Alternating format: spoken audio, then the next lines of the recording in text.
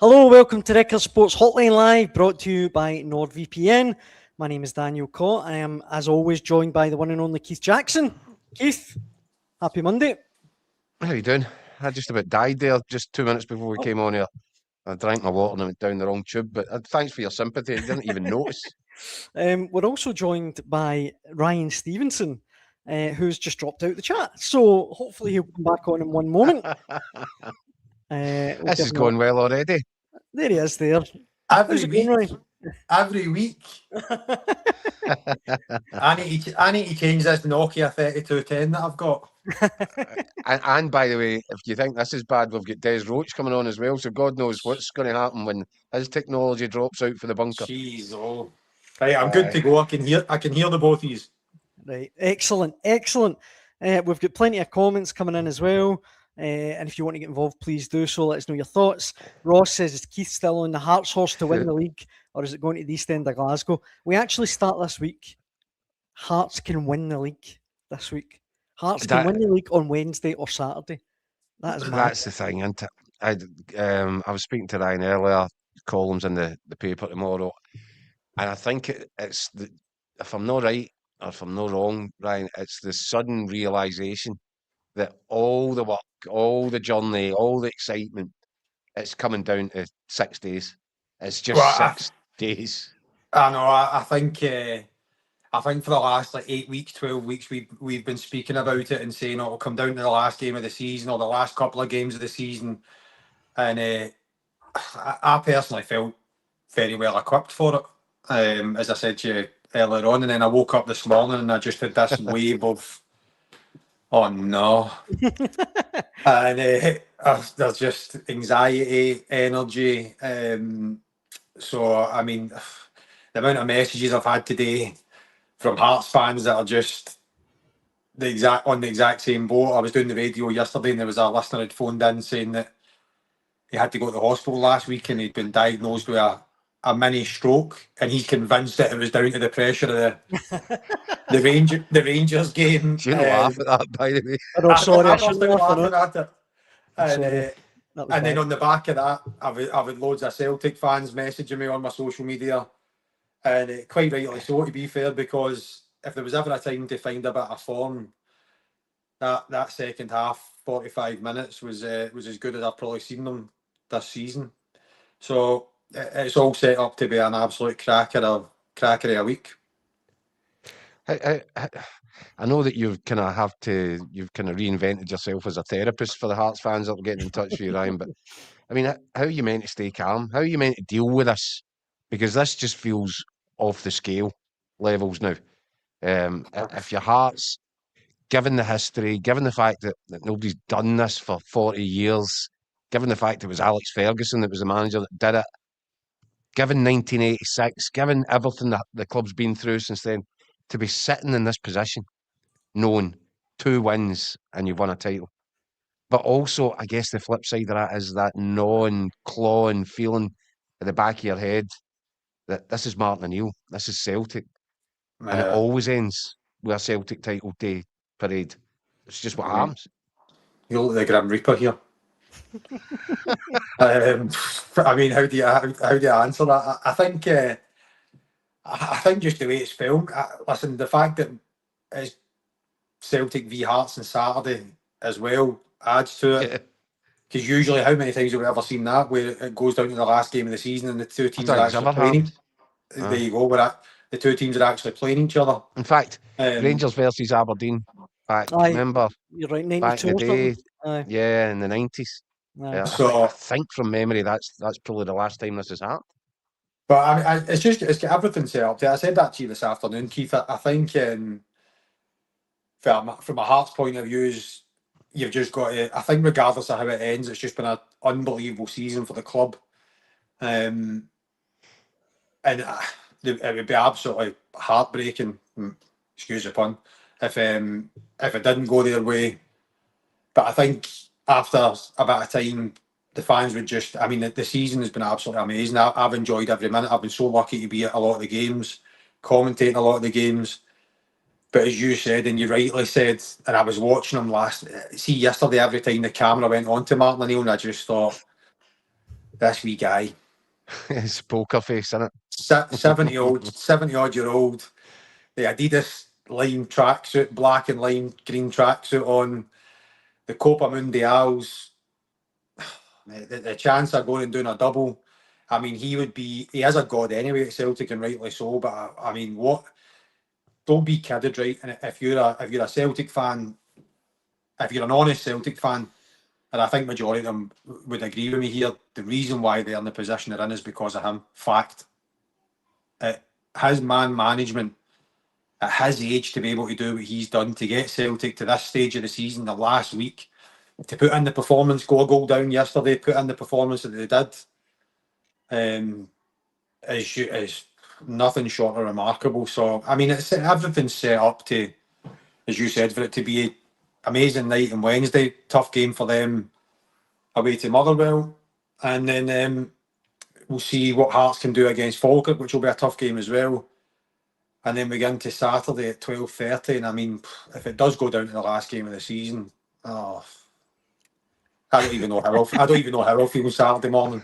Oh, we should say that, Keith, because John in the comments says Motherwell are the biggest threat to Celtic win the league. Hearts could win the league on Wednesday. I think I'm speaking for you here, Ryan. I think from a Hearts perspective, that is the dream scenario. Yeah. And then you can just go to Celtic Park on the final day and enjoy yourself. Guard of honour. Get the guard of honour and all that. I think the only worry for me just now is the fact that I know Welsh will not be able to play. Is McGinn still injured, so is he going to come back? Big blow if that's the two of them missing. The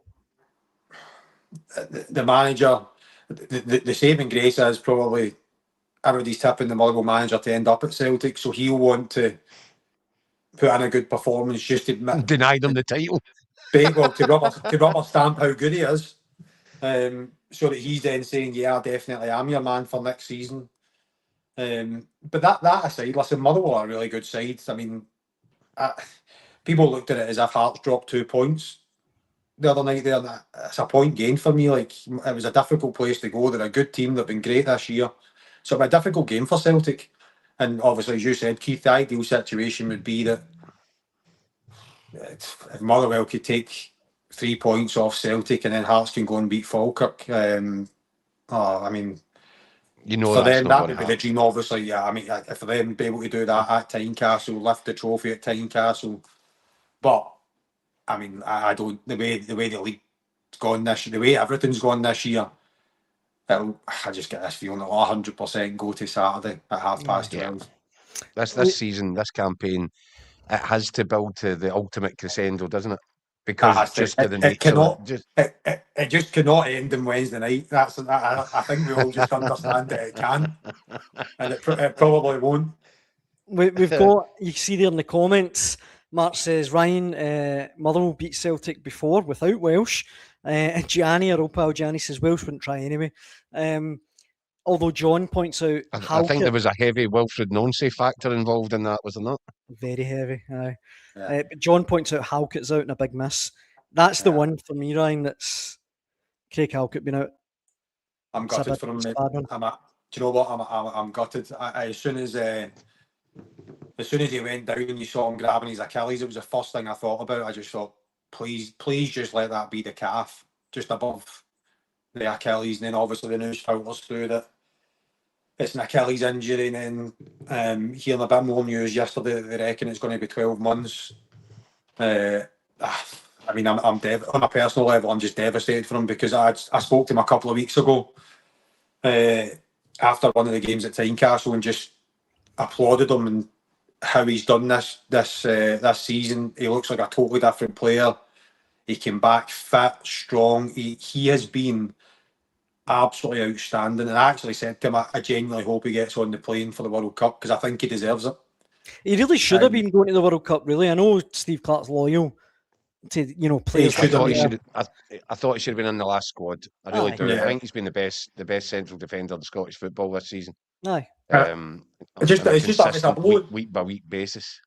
It's just a blow in general for him. It's a blow in general for Hearts. I think you could see that in Dell when he was doing his interview. I know he was disappointed at the penalty decision, But I think when he was speaking about Craig, you could actually see that he was genuinely gutted. So it's a big miss. But as I said to Keith this afternoon, any time, and the reason why Hearts are in this position ain't just because of 3 or 4 players. Anytime that any players came in, Jamie McCart, I've spoke about him plenty, has came in at numerous times, done amazing. Blair Spittle against Rangers comes in, does great. Frankie Kent, whenever he's been called upon, has done great. So listen, the way Frankie, who probably will be, you'll just need to look at it as Frankie can now go and help the team get over the line and win a title, and he can play a massive big part in this.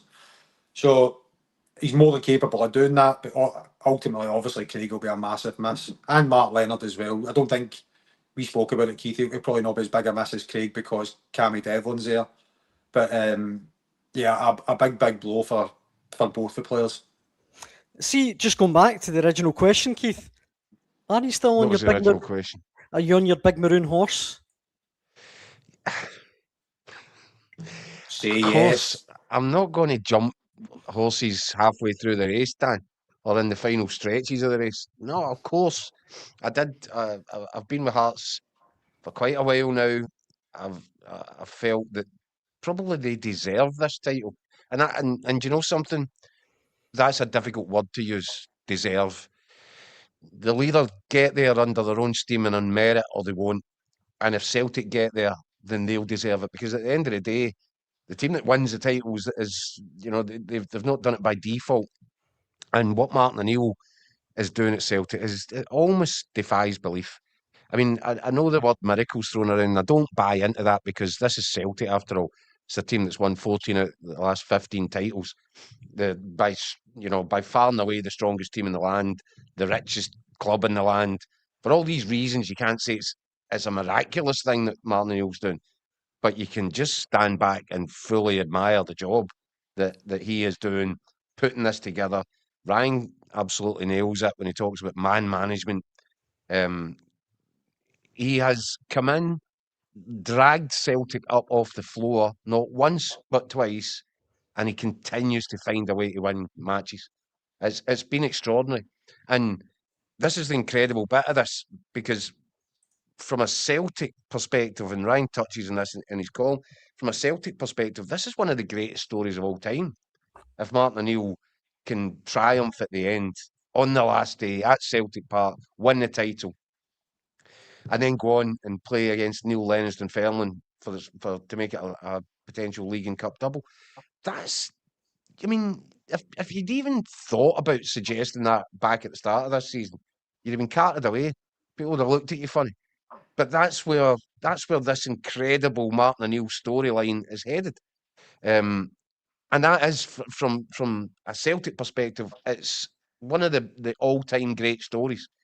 But from the other side of the coin is, the whole world is looking at our league right now, and it's not because Celtic might win the title. Celtic always win the title. The whole world's looking at our league right now because of what Hearts have been doing. And you know, there's an element to that the Hearts story trumps the Martin O'Neill story. If Hearts can do this, just on the basis that it's something that's not been done in 4 decades. I agree with that. It's astonishing, and I think the reason that, you know, that there's people talking about journalists from all over Europe and beyond trying to get interviews from the Hearts, you know, contacting the Hearts PR department, looking to try and get interviews, because this story has captured the imagination of people all round the planet.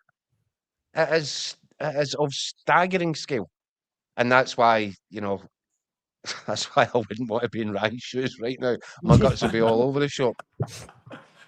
It should say as well that, I mean, watching that game yesterday, I do think the United Celtic Park played a big part yesterday. The atmosphere looked incredible. And again, who brought that together? Martin O'Neill. Very good He's point. not just managing a team; he's managing all the aspects around the thing. It's been textbook from Martin O'Neill, and yeah, he's managed to unite a support behind his team, a support which was in full scale rebellion before he came back for the second time. It's just, there's not enough words that would do what Martin O'Neill has done here full justice. But it's very much a Celtic story. and the Hearts story is even more ridiculous. It's staggering stuff. I mean, you couldn't write this stuff. Whatever happens, if it's Celtic or Hearts, this has been the best title race ever, I guess. I can't really think of one that goes with it. It's the best for me. Yep. I can't really I mean, think even of that one we were talking about earlier when Aberdeen went to Ibrox on the last day of the season, Rangers won it. Remember Mark Hateley's header and all that. And that was incredible stuff. Paul Gascoigne was obviously at Rangers at the time. There was so many elements to that was storybook stuff. But I think the fact that Rangers were involved to make it a three-way race before they've fallen over and crumpled like a cheap suit, that added another layer of intrigue to the whole storyline, didn't it? And now here we are. There's two teams left standing. I think the two managers getting the sack as well was added to it as well. It's been the best. Said it at the weekend. This has been the best season that I've been lucky enough to play as a professional footballer, be actually involved in it. And this is the best season that I've ever been involved in. And I say that as a player and as a fan, and as a pundit. It has been just the way it's totally unfolded. Russell Martin, Nonce, Martin O'Neill coming in first, then going, then coming back in. Hearts have just been so consistent all the way through it. Bringing Derek in, his first season, Tony Bloom, Motherwell going and doing what they've done. I think Falkirk adding to that as well. Yeah. With what John McGlynn's done. I think there's so many different stories inside this league and this season that it has just been unbelievable. And you know what? I'm trying not to think about next season, but I just hope we can ride on the back of this, no matter what happens. And we actually go on, and this is a sort of pattern that we have now for Scottish It's football. become standard fare, yeah. Where we have this sort of drama. We even have obviously we have the drama now at the bottom end of the table. With the game at the weekend with St Mirren and Kilmarnock, which was amazing. I mean, it's just right across the board. It's been absolutely outstanding. And to go on to what Keith's saying about Martin O'Neill, I think the way that Martin O'Neill's united the club with the fans, got that sort of harmony back at this stage of the season. Do you know what else he's nailed? Every single interview I've watched him do with detail, just to see how he navigates through interviews. He has done them to a T perfectly. He's been so nice towards Hearts. What Hearts are doing is brilliant, and Rangers are coming here. It'll be a tough game, and you just know he's saying what he has to say, what's the right thing to say, to keep the everything exact nice. opposite of what he's saying in the dressing room. 100% it will be, Keith. You just know he is he's sitting there with the violin, just to a T. He has got it absolutely nailed on. And again, as I said, we'll see what happens over the next 6 days, but it's been absolutely outstanding this season. It's interesting. We talk about the managers just before we come in, the Scottish football writers, and that's the big awards. Everybody knows that's the one that everybody wants to win. Football writers put out their shortlist, and for the manager of the year, it's the four of them. It's John McGlynn, it's Jens Bertel, it's Martin O'Neill, and it's Derek McInnes. Yeah. Now, the problem that football writers have got with this is the case every year is you need to actually put in your votes before you know what especially this season, who's won what. But see, Ryan, when you look at it, and then add into all that the job that Neil Lennon has done by getting Dunfermline to a cup final. Yeah. Does this not feel like a little sort of a window into experience and the value of experienced football guys that understand it? Not straight out of classroom, not textbook managers, no sound bites, just good football guys that understand. For me, to be a really top manager, you only really need two main qualifications. One, understand the game inside and out. Two, understand the people within the game and how to deal with them, how to manage them, how to, emotionally get the best out of them. See, if you get these two qualities, then you don't need pie charts and laptops and I just think that this season has proven that. And then you get Steve Clarke, and then you get Steve Clarke taking Scotland to the World Cup. I think, listen, obviously I can speak. Steve Clark was my manager down at Chelsea as in the youth team, and again it was just total standard. The coaching's the coaching, lads. Not much differentiates. And I think the higher up you go, it is more about the person. So getting the best out of that player. Every player's different. Every player's got different attributes. That every player's a different human. And these guys somehow manage. They have a gift in how to tap into players where you go out there and you say, "I'm running through a brick wall for you," because you're technically a good player anyway at this level. And I think when you listen to all the players that play for all the teams, I mean, I know what Derek's like. We've seen it this year. We know what Martin O'Neill's like. He's getting the best he possibly can out of that Celtic squad. John McGlynn with a younger squad, less of a budget. You can see that he is able to work with young kids, develop them, give them information, let them take it on board. So there's all different types of players that these managers are able to work with. I don't know if John McGlynn would be able to maybe work, having worked under him, with more experienced players. I think he's more suited to the younger sort of players.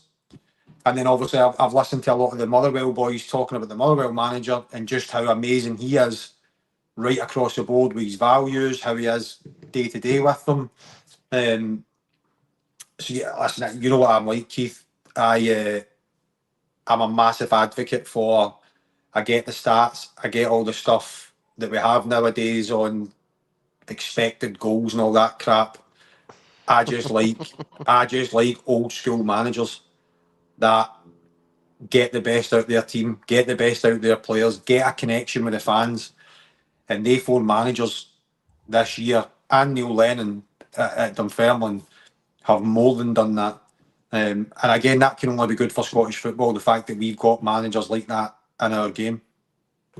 Yeah, but then the tendency will be, you wonder, you look at Celtic, you look at Rangers, Celtic, are they going to... I don't think Martin O'Neill's going to extend and do another tour of duty next season. I just can't see it. So it goes back to Celtic, what you're in the market for. Rangers, same thing, potentially. Do they stick with Danny Rowe? Do they twist? Do they go looking for somebody else? If so, after Russell Martin, after Wilfred Nonsey, would they maybe look closer to home and say, do you know what, guys? There's no need to reinvent the wheel. You just need guys that really understand football and that can connect with people and manage them as individuals and as a group. I think that'll be interesting, but that's for later, isn't it? We've still got these 6 days to go. We've got so many comments coming in, guys, about refereeing decisions from the weekend, and there's only one man fit to answer that, and that is the one and only Des Roache. Des, how's it going? You're muted, so good way to start. I always go muted at the start because I'm too busy listening to you guys. That's tradition. That's tradition. You'd be disappointed if I wasn't. There's always some sort of technology issue, Des. We know that. Listen, living it in here in Bemshire, it's dial-up internet. I think we've got out here now. So, yeah, all good, guys. All good. Quite a quiet weekend, wasn't it? Aye. Well, let's start with that, Dan. On you go. Well, I mean, some of the comments. David says Hearts were denied a stonewall penalty against Motherwell. We start with that one. Aye, let's go with that one. Okay. I know we've got Ryan here, who's obviously got his maroon tinted specs on. And no, I don't. No. No, Des. No, I don't. No. Do you think for a minute I'm going to argue with you? By the way, what I'm saying is it's a stonewall penalty, but I hate the fact that it is a penalty. Right, I'm going to be the most unpopular guy in the world. Steve Conroy and I, who do everything, I don't think it's a penalty. On what basis, Des? So I don't think there's enough contact. But is there contact? So this is, but I was sent a picture today or a video, and it shows Masmenise's foot landing in between the feet of Kizaridis, and Kizaridis actually kicks his own calf. Now, I'm perfectly happy when I first seen it. I didn't think there was anything there. When I seen that, I'm still perfectly happy that it wasn't a penalty kick. And I don't think Kizzaridis helped himself by sort of theatrics thereafter. But no, I'm probably one of a minority, but I don't think it was a penalty kick.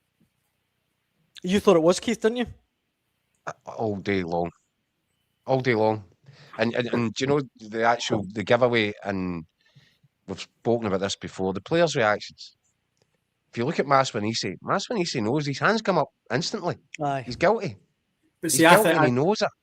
But you can't go by players' reactions. And if you are going by players' reactions, show me any Hearts player that claimed for a penalty. Kizzaridis. Kizzaridis. The one who wasn't touched. Well, that's some accusation, because now you're saying that he's just a diver. For me, Maswanisi plants his foot on his boot, whether it's the full foot, a bit of the foot, a metatarsal, I don't know, but there's contact, and it's a penalty kick. And I'm just staggered that that wasn't the final decision.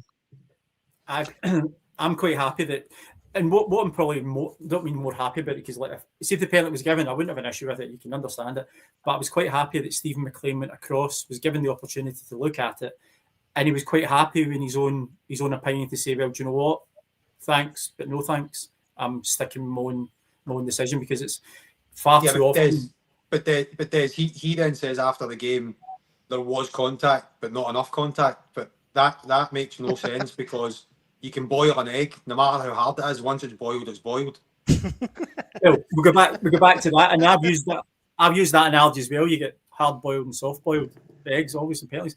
But we go back to the Kilmarnock versus Dundee game a couple of weeks ago. That's irrelevant. At the end of the day, see when you see that, and this is not because of Hearts.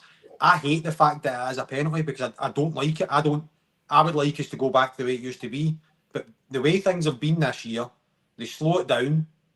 And I've also heard that the fact that the VAR are saying because they didn't have enough angles, they couldn't really definitively say whether it was or it wasn't, but they think it was. He's 100% touched him. You can see he's 100% touched him. Now, it is soft. I agree with you. Kizzaridis makes a meal of it because he rolls 4 or 5 times, which he shouldn't do. But at the same time, there is contact, so it has to be a penalty. There's no way around about it. And he then can't come at the end of the game and say there was contact, but just not enough. If there's contact, there's contact. Not all contacts are foul. Not every single contact's going to be a foul. And you look at the Maswanisi one that happened after it, and that was the exact same wording that was used. There wasn't enough contact for it to be a penalty. He hit the Hearts player first. Potentially, but I'm just not convinced. Right, listen, see if the penalty was given, I wouldn't have any complaints with it. Just my opinion to look at that there. I'm not buying that 100% of that. But then I don't think that makes sense either. The fact that if the penalty's given, I wouldn't have any complaints. Surely it's one or the other. It's either a penalty or it's not a penalty. Well, I'm going not a penalty. I'd be happy to stick with more. But you've got no complaints if they give it? I can understand if he's gave it, but I wouldn't give it. But do you understand? See for a football and ex-football and player or a fan, that makes no sense. Oh, I know it sounds. It's madness. It's either a penalty or not a penalty, and that doesn't matter. Whoever team it is, whatever player it is, this is where the VAR just does my head in. And to be fair, what you're saying about Stevie McLean, as much as I think it is a penalty, I wish more referees actually would stand up to it. Because see right now, there's so many referees are so scared to make decisions that is absolutely killing the game. We've seen obviously yesterday down in England. There's so many decisions, there's so much time where they're trying to pick at things. It's an absolute mess. Well, he mentioned that a couple of weeks ago. He doesn't want it to be forensic. He doesn't want it to be forensic, and I understand it. But my opinion on that decision, if it was me and I hadn't given a penalty and I was brought across to look at it again, I'm sticking to my guns and saying no penalty. Daniel, I'm just going to nip over to yours and we can just sit and share a bag of popcorn. That sounds good to me. The rest of the show. The door's unlocked. Well, but John says the length of this debate tells you that the VAR decision was subjective and not black and white. Is that a fair point? Do you know what the problem is we don't have enough angles, we don't have enough cameras. Correct. That's a great I point. spoke to somebody in the know 4 or 5 weeks ago, and they said that the Premier League down in England, they have 20 odd cameras now. I know there's miles more money, all that sort of stuff, but they have 20. I think they average about 24 cameras at each game. Yeah. In Scotland, we have 4, and then we go on the back of the decision against that decision between Motherwell and Hearts, and they're sitting there from VAR saying to the referee, "We only have 2 angles of this." So see if we don't have enough angles and we don't have the right equipment to run it properly, why are we running it? But we were told last week that, That's a great point. and it was actually it was a go at us. I've been using the word we've got VAR light. I've been saying that for the past 4.5 years. But on the last review show, we were told that we do not have a watered down system. We have the best available. We clearly don't have the best available, because if we can't have The best available for the price that we're willing to pay.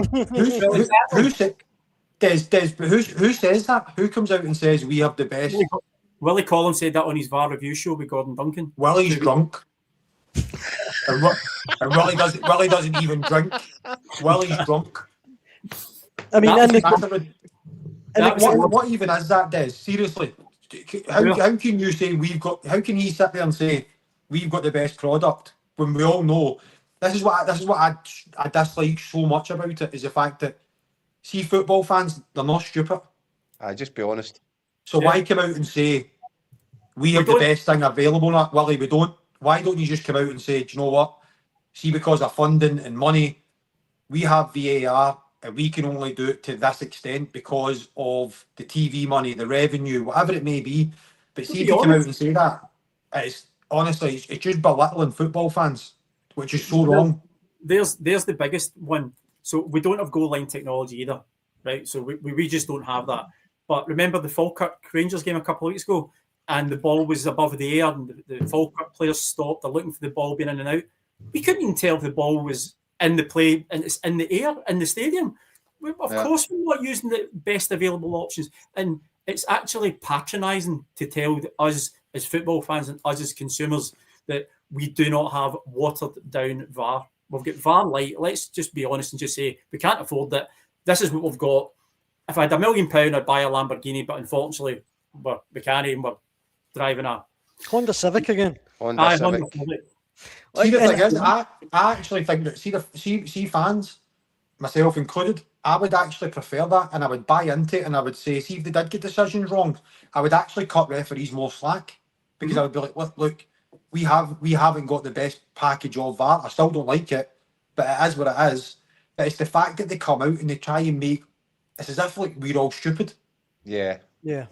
I know what It's you the mean. condescending tone. I mean, that's for anybody to claim that we all know that we've got a budget version. We've got Aldi VAR. And, you know, to try and suggest otherwise is an insult to everybody else's intelligence. So I completely agree that anyway. That Falkirk Rangers game that you mentioned, Des, do you remember we debated it here on the Monday, and people were saying, all you need to do is look at Scott Bain's eyes to see where the ball went. And if that's really what we're dealing with, I don't think we've got the best technology. Scott Bain's eyes. Mystic Meg VAR. That's it. Look, time is getting away, guys, and there's other decisions that we need to talk about. Mainly Celtic and Rangers. I think the big one, or the first one, Alistair Johnston, Des, is tackling Mikey Moore. How did you see it? So at the time, also I was working on the game for the records. At the time, when I seen the challenge win, I thought, wow, brilliant challenge, really strong, robust. He's won the ball. No problems with it at all. Thought potentially it could even have been a hard caution. However, we then see at half time, we see the other clip, and I put my hands up and I mentioned it at the time, we put it out. That is a red card. Alistair Johnston is out of control. He's launched himself in there, and thankfully Mikey Moore's knocked him away with a serious injury. But that's a red card. We can't have that kind of tackle in the game. So why is he not sent off then? He should be. Now, it does.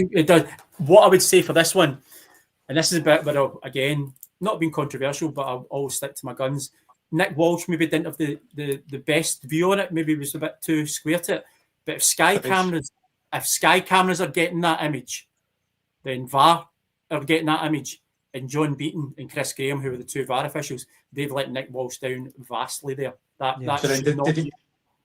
surely they must be, if it's a red card, which nowadays it probably is. Again, I'll reiterate the same as Kizaridis' penalty. I don't like it. I like the fact that it's a strong challenge.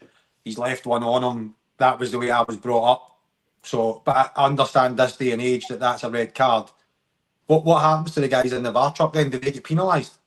They certainly should be. They certainly. I would. If it was anybody else and not certain referees, they should be taken off duties for a couple of games. See the problem is it's such a big game. It's an old firm game. There's so much riding on it. These guys are professional referees, and they've actually got replays.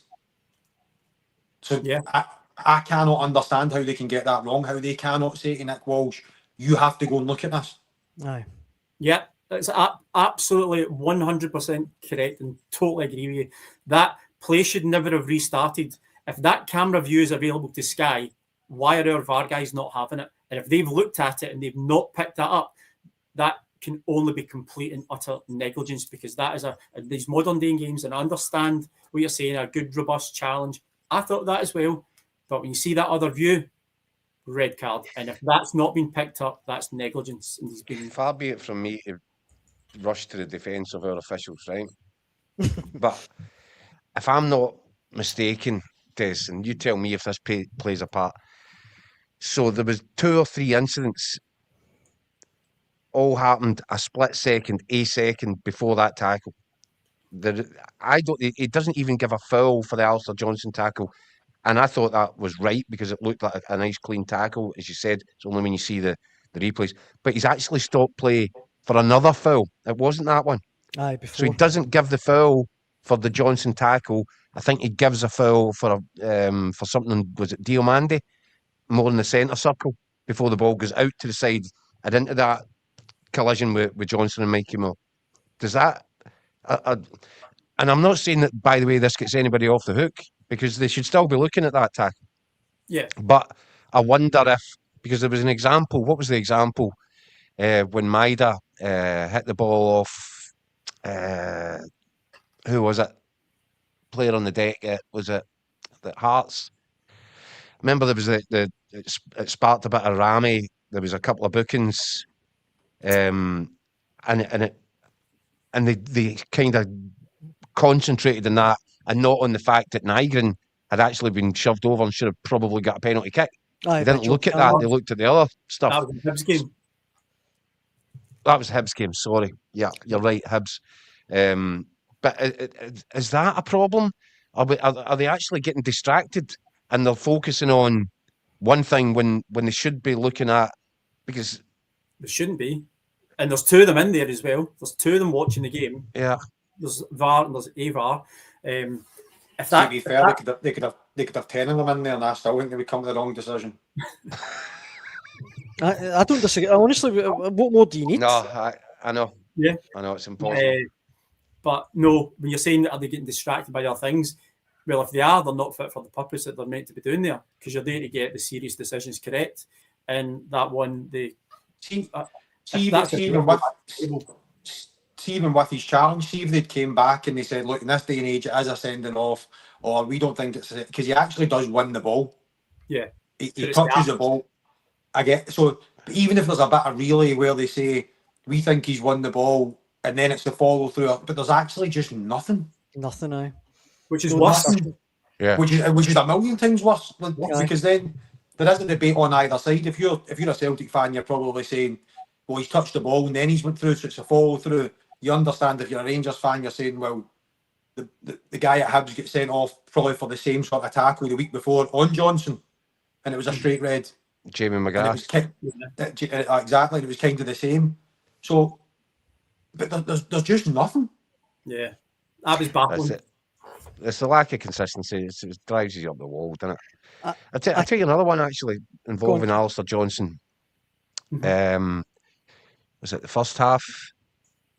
Second half. And two Romans sort of takes off and he gets down the left-hand side and he gets into a bit of a wrestling match with Alistair Johnson as the 2 of them are heading towards the byline.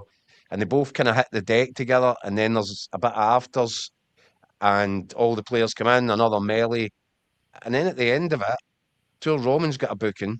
Alistair Johnson was on a booking, and the referee, so for some reason, and you could tell the look in Kieran Tierney's face, he couldn't understand what he'd done. Kieran Tierney get a yellow card. Was that an official kind of looking for anybody else to book apart from the guy that's already booked? I certainly hope not. I was always under the impression and under the coaching that if a melee ensues or a Rami ensues or a coming together ensues, you pick the first two that were involved. Now, someone said to me what today, I can't recall it, but apparently it was shown Nick was saying, mouthing to Kieran Tierney, you were there first. No, wait a minute. It was caused by Romans and Johnston. Those are together. Yeah. Those are the two. Those are the two who instigated the incident that got other people there, and Callum McGregor's involved, etc. So yes, you've got to have a caution for either team. But I was under the impression that you give a caution to the two guys who caused it. If it was Ryan and I playing and we went down and him and I had a go at each other, then I'm expecting a yellow card and expecting my opponent to get a yellow card. I thought that was a... I don't know if Nick just lost concentration there. Now, I know there's a lot going on and there's people running about, but Nick's our most senior referee. How's Celtic's left back going to be playing at right back? Exactly. They look the same right enough. So what you're saying is, Des, Alistair Johnson should have been sent off twice? Yeah. Yeah, I'll put it out there. Yeah. Look, I can't believe time has got away from us so badly, but there was another one, Keith. Celtic's equalising goal. Equaliser, yeah. How did you see this, Des? I'm okay with it, to be honest. I'm okay with it. Being in an offside position isn't an offence. You're allowed to be there. It's then up to the interpretation. Is the player interfering with play or interfering with the opponent? I think that Jack Butland, and we've seen other views, I think Jack Butland doesn't have his view obscured, does see where the ball is coming from. No, I'm happy. I'm quite comfortable that the goal was allowed to stand. From a player's point of view, Ryan, how did you see that? Oh, mate, that's a goal all day long. That's a goal. We need to get away from this blocking goalkeepers' views. And if somebody's standing like right in front of them doing this, then fair enough. But that's a goal all day long.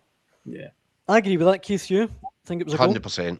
100%. Look, if Nygren was actually in his right up in his grill, and Butland's trying to move and he can't see, then yeah, I think that's offside.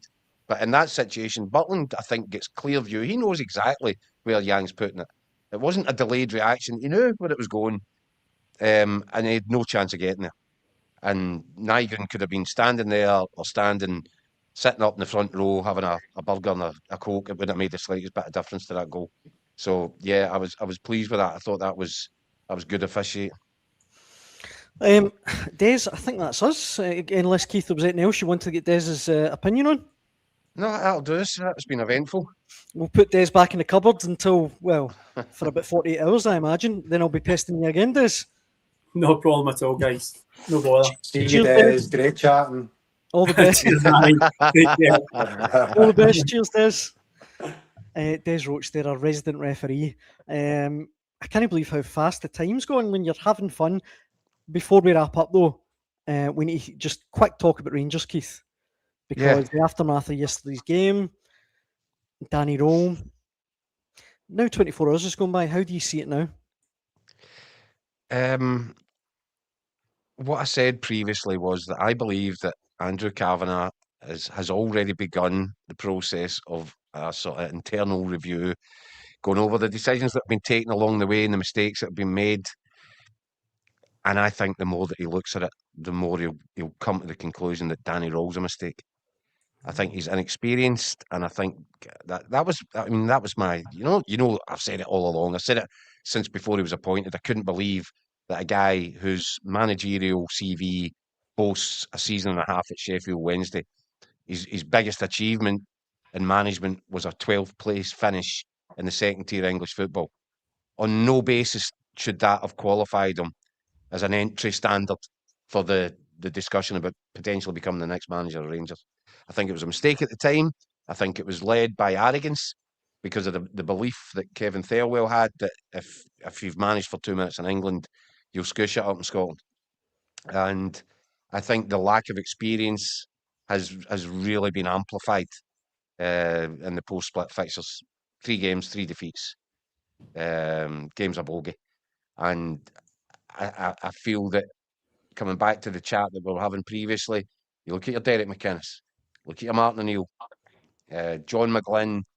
Jens Bertolasko is a bit of an outlier, isn't he? He's done a terrific job. He is an experienced guy, but not top level experience. But kind of an outlier in this. Neil Lennon taking to development. The evidence is there. Experience sometimes seems to get treated like a dirty word in Scottish football. For me, the only flip side, the only thing that might save Danny Rowe for me is that they consider that he's had these 6 months, which is quite a learning curve, and will help him to be more experienced, a more experienced manager for next season. But I think there's a big danger that Rangers stick with him, that the fans are a bit angsty about that, and if they get off to a slow start to the new season, they'll be looking for a new manager a couple of months in. So I think, yep, I've been saying this pretty consistently, Daniel. I think we're at decision time now for Rangers. I think they've got to make their mind up on this. In the comments, Ryan, Quadruple Treble says Danny Rowe doesn't have the minerals for what's required at Ibrox. Marzuno says Danny Rowe was sent to bed without his dinner by Daddy Martin O'Neill. Is there enough body of evidence there to give Danny Rowe next season, or certainly to go into next season?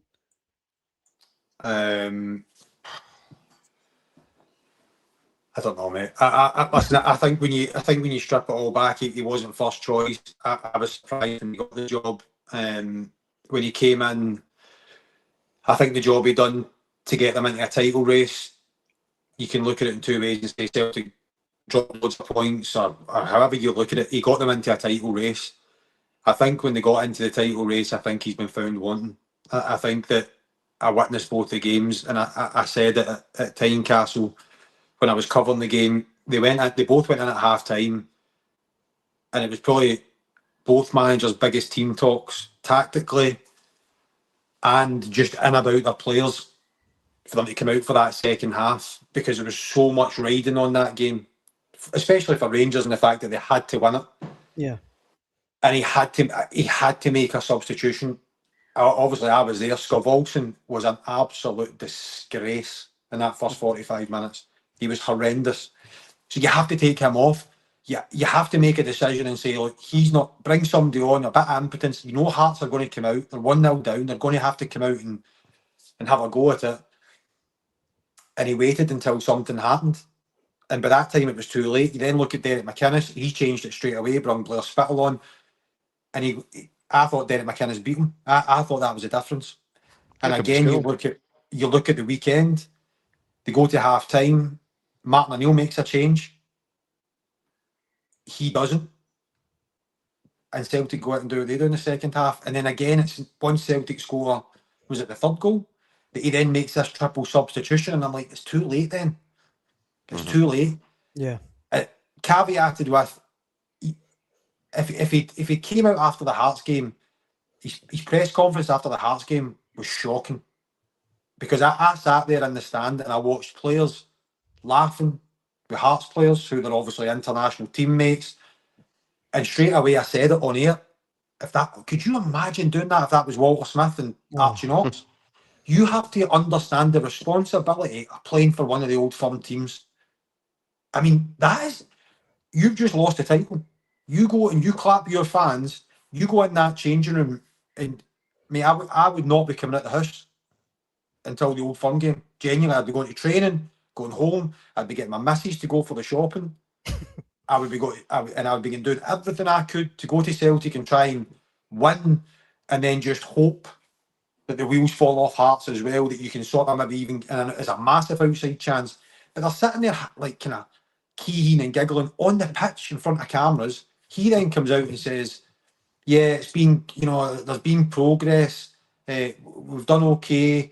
You know, I'm kind of happy with how things have gone. And bloody, you're the manager of Rangers, and you've just lost a title race away to Hearts. It's unforgivable for me. And I've seen a lot of the Rangers fans, and then obviously added to yesterday's performance, which they go 1-0 up, and I think, all right, okay. And the same again, they play well for 30 minutes, and then they fall off a cliff. Like it's like they have no in between. It is literally they play okay or they're absolutely stinking. So the board have got a massive decision to make, and I wonder. Last week with all the stuff coming out that there's teams in Germany looking at Danny Rowe, was that his agent putting stuff out there because he's maybe thinking he's reading the writing on the wall that he's under pressure, maybe doesn't fancy it. Loads of these guys come up here and they do not realise what it is to play for Rangers or Celtic, and it is manage Rangers and Celtic, and he might just be thinking, I cannot handle this. He's a young coach, a young manager. For me, Rangers need a manager. They need a proper manager, as Celtic did, and I've got in Martin O'Neill. What's your gut feeling, Ryan? Do you think he'll start the season as Rangers manager? No, I think he'll go. I think when the season ends, I think they have to make the decision. They have to move him on, and they have to be looking to bring in a proper manager. Again, all that aside, 40 million, between 30 and 40 million, and they literally went out with a whimper. That is not good enough for Rangers. That is not good enough for the fans. That is too big a club to be spending that amount of money to go out in a whimper. And do you know what I blame it on? The manager's obviously got his CD players not fit. There's a handful of players that are fit to wear that jersey. See the rest of them, nowhere near it. They do not understand the responsibility to wear that shirt. So do you know what I think staggering, Steve-O? There's a wee boy in there. He's an 18-year-old. He seems to fully understand. He's not even a Rangers player. He understands. We Mikey Moore gets it. He understands the size of the responsibility, the size of the football club, the onus on players to perform for their fans. And this is a wee guy who's 18 years old and is a Spurs player. Yeah. And he seems to get it more than some of the senior pros in that dressing room. And I think that's an affront. Has any Rangers manager survived, or Celtic manager for that, survived finishing third? I don't think anyone has, have they? Well, that's another thing from Andrew Kavanagh's perspective. And he spent £40 million to finish third now. That's what I'm saying. They were finishing second before the 40 million. And to be fair, do you know what? I listened to Boydie, and he was saying about the nucleus of Scottish players, and he's 100% right in what he's saying. Is see, half these players, do not be kidded. They will get on the plane in a week. In fact, they'll go on the plane on Sunday, and they'll shoot away to Dubai, or they'll shoot back to their homeland. Do you think they'll care about Rangers? I'm questioning that. I'm questioning the fact, will they go home to wherever they come from and think, I've let Rangers down this year. I'm going to train even harder to come back and win the title next year. I don't think they will, because I don't think enough of them understand the responsibility of playing for a club that size. It didn't look that way at Tynecastle, did it, Keith? There was plenty of people. Nah, listen, they've checked out. They've checked out. And this is what I'm saying. But it's been. I remember it was going back to Hibs when Rangers dropped a couple of points at Easter Road. I remember coming on the show that night and saying, why is it left to Mikey Moore to come off the bench? This 18-year-old kid, Spurs player. He was the one guy showing a bit of urgency, desire, trying to turn things around. I'm afraid Danny Rowe mentioned after Tynecastle that he felt his midfielders were lazy and going about their work. That's a team that's checked out. That's a team that aren't winners. That's a weak-willed group of players that aren't at first if they win something or if they don't. Whereas Celtic, winning is stamped on Celtic's DNA because of guys like Callum McGregor, because of the environment that's been created there. Rangers don't have that environment. They're going to have to try and build it from scratch. And I think, the comments about if you've got the Rangers version of a McGregor or a James Forrest, or whether it is Scottish people, just people in that environment that know what it should look and feel like when Rangers are competitive, because they don't have it. This is just a group of chances. Well, look, guys, I think that we've went a wee bit over our allotted time tonight, but... Sorry, Steve-O. We're into extra time. No, okay. Been brilliant. But aye, thanks very much for joining us, Ryan. We massively appreciated as always. And thank you for all the comments, and of course to Des Roache as well, and to you, Keith. Thank you, Daniel. Thank See you. tomorrow. We'll be back at 6 p.m. tomorrow. We hope you can join us then. Thanks very much for watching.